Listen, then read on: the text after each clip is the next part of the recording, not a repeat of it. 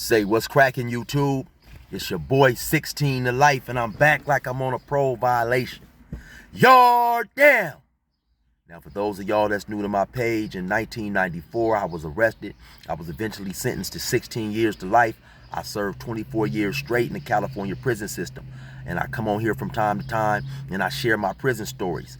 I definitely don't want individuals to think that I'm promoting negativity or condoning violence, going to prison, being in the streets. So what I like to do on Fridays from time to time as well, come on here and do what I call a free game Friday. You know, back when I was out on the block hustling, I would have older homies from time to time. They would slide through, try to give us some information, some wisdom that we could use to help us move smarter and eventually and potentially help us make a transition from the street to something else that was more safer, I guess. And so that's what I would like to do today. Before I get started, man, I like to give a shout out to everybody that rocks with my free game Fridays, man. Dudes that look out, that support me, especially Stuntman Two-Tone Jr., man. Hey, thank you, man. I appreciate your support. You always looking out, hitting me, cash apps. That's not necessary, but I definitely appreciate it, man. So before I just wanted to definitely mention that at the start of the video. Now, let's get rocking. So, the topic that I'm gonna address this week is is similar to the topic that I addressed last week. For those of y'all that rock with my free game Fridays and also my regular YouTube videos, I think that you guys will see or pay attention and notice that I have intentionally tried to stay away from speaking on individual incidents, names, and things like that, man. I don't try to get caught up in the YouTube drama. It's easy to, make a page and get numbers on controversy. And so that's why I intentionally try to stay away from the names that could be controversial or issues. But I'm gonna address this one issue right here because it's something that we all can relate to when I talk about it. Because even though we may not know this individual personally, because of course I didn't, but it's something that we all can find access to. And so what I'm talking about is the murder of the rapper Trouble in Atlanta. And so I'm not addressing anything that he done or whatever. I'm addressing the individual who murdered him. And so the reports are this here, basically that Trouble was at a woman's house that this individual who murdered him was dating or used to date. And so the dude kicked in the door and or gained access to the house some type of way, came in late at night, punched on the girl a couple of times, and then shot the rapper Trouble in the chest. And now the individual has turned himself in, and he's facing a life sentence behind this murder. And so that's my thing right there. Like I said last week, my topic was somewhat similar, man. For whatever reason, fellas, we can't throw our lives away, man, behind a female. A female, she has, she's gonna make choices, you know what I'm saying? And we have to live with her choices, regardless of whether the choices that they make we disagree with emotionally. And I know sometimes it's extremely hard to control our emotions when we are extremely emotionally invested in a woman. So now who knows, because they're saying that the rapper Trouble didn't know this individual, man. So who knows, who knows if they really knew each other or whatever. But like I say, man, at the end of the day, it's, some people will say, well, you have one dude who never should have been in another man's house. Well, like I said, they said that they didn't know each other, so he may have not even known that she, was in a relationship or just got out of one or whatever. Who knows how honest the woman was in this situation. And so we're not addressing that. What we are addressing is, and even if he did know, do you want to be that individual, man, that throws your life away behind a woman? Because once he gained access to the house, beat her up, and then shot him, for the female to see a man murdered in front of her, I'm sure was extremely traumatic. But do you think it was traumatic enough to make her be celibate for the rest of her life? Yeah, I'm betting it wasn't. You know what I'm saying? So I'm betting at some point in time again, she will involve herself in another relationship with another man. And so basically what you killed an individual for, she will be doing again at some point in time in her life. And you now have thrown your life away behind this woman. Let's keep it real, fellas.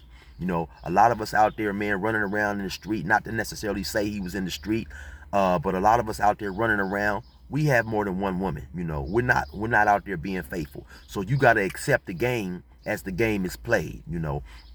And even if you are out there being faithful, if she chooses not to honor her signature on a piece of paper, because that's all, even okay, because they wasn't married, but what I'm saying is, even if that is your wife and she chooses not to honor a signature on a piece of paper, man, you have to accept that and move on the best way you can, which is much better than, man, throwing your life away. Now you locked up for the rest of your life, or a great majority of it. Now you locked up, you away from all the things that you love, and basically all you have really done is inconvenienced yourself.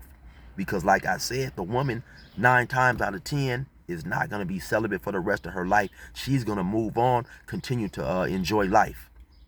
And another thing, man, I really can't understand, and like I say, I don't know the dude, so I don't like to make assumptions, but I'm assuming, because I know that this culture has a lot of our people, and when I say our people, I'm specifically talking about black men. This culture has a lot of our people feeling like we need to either be in gangs, we on some street mentality type stuff, and we carrying weapons, because your average citizen does not have a weapon. A lot of individuals would love to say everybody in my hood is strapped up, but the truth is, no, everybody in your hood is not strapped up. Does your mom walk around with a gun? Does the bus driver walk around with a gun? Does the preacher walk around with a gun? You know what I'm saying? Does the old lady down the street walk around with a gun? So no, everybody in your hood is not strapped up. That's just a mentality that a lot of us has chose to accept and embrace, to likely justify us being out in the street. But if you really are out in the street, and this is what I can't understand, and if you really out there in the street and you thugging and you doing your thing and you running around and you carrying a pistol, why would you kill somebody and then turn yourself in? To me, the two just don't go hand in hand. Like I say, when I was out there doing my thing, I went on the run. They had to catch me. You know what I'm saying? It just so, if you're willing to take a person's life illegally, behind whatever it is, why would you turn yourself in? In my opinion, you fully haven't embraced the street life. You haven't embraced the culture, because like I said, man, it makes no sense. And so to me, your heart was never in it from the get-go. You done some stuff, you got pumped up by whatever, you got pumped up possibly by listening to individuals talk, not really being with it. Because like I said, the two don't go hand in hand. If you out in the street and you running around with a pistol and you got it in your mind, you gonna pop a person if he disrespects or violates you in certain type of ways. That going to jail is a potential and possible extension of that lifestyle. But that's if they catch you. So if you gonna pop a person and then go turn yourself in, you should have just went down there and turned yourself in from the gate. To me, it makes no sense. And so what I'm trying to say, for those who may not catch what I'm trying to say, or maybe I'm possibly not connecting the dots. So what I'm trying to say is, man, you are living a life that you are really, truly not connected to. You're really not in tune with that life. You really haven't fully plugged in with that life, man. Because if you gon', like I say, if you gon' kill an individual, then turn yourself in, to me, those two things just really don't, they don't go hand in hand, man. And so what I'm saying is, get out of that life before that stuff even happens to, have to show up and rear its ugly head. You need to man up, step away from that lifestyle and just say, this is not me, man. Because when you kill a person and then you get remorseful enough to go hand yourself over to the cops, that's not your life. It's not your life, man. And I'm not saying it's a good thing. All I'm saying is think about it. Think about it. If you gonna gun somebody down and then go turn yourself in and like, hey, police now take me to jail forever, then you really, really, really shouldn't have never even been in that lifestyle. So, like I said, man, we can't place any blame on the other individual trouble who lost his life because, like I said, we don't know what he did or he didn't know.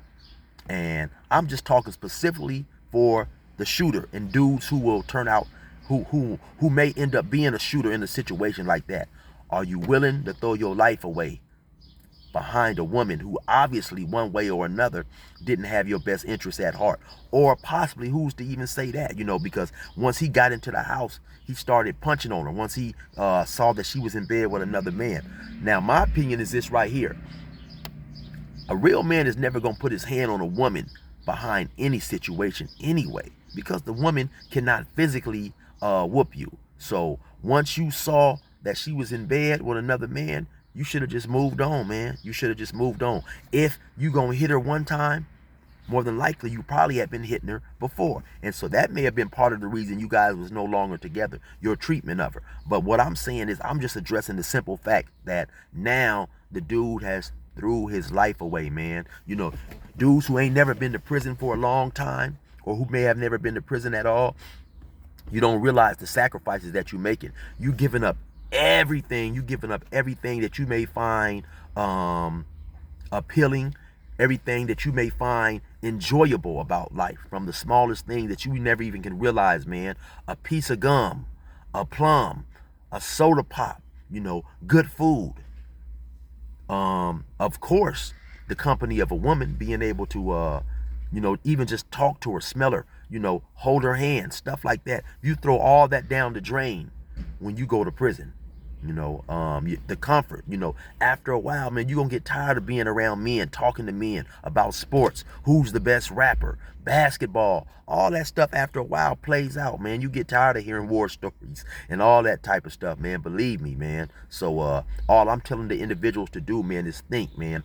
For whatever reason, if the woman that you're with does anything outside of what you think should be done in the scope of a relationship, just walk away, man.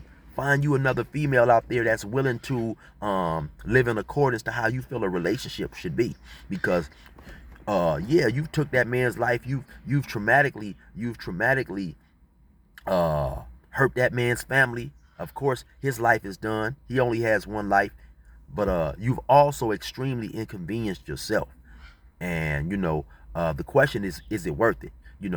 And so when you see these individuals who get arrested, who get locked up, check them out, man, when they get arraigned. These high profile individuals, and like I said, since I mentioned this case right here, let's take a quick talk about Young Thug in Gunner. Look at those dudes when they go to get arraigned, man. That's when reality sets in. When you in there, you handcuffed. These judges is talking about, all these type of words about, you can't have bail.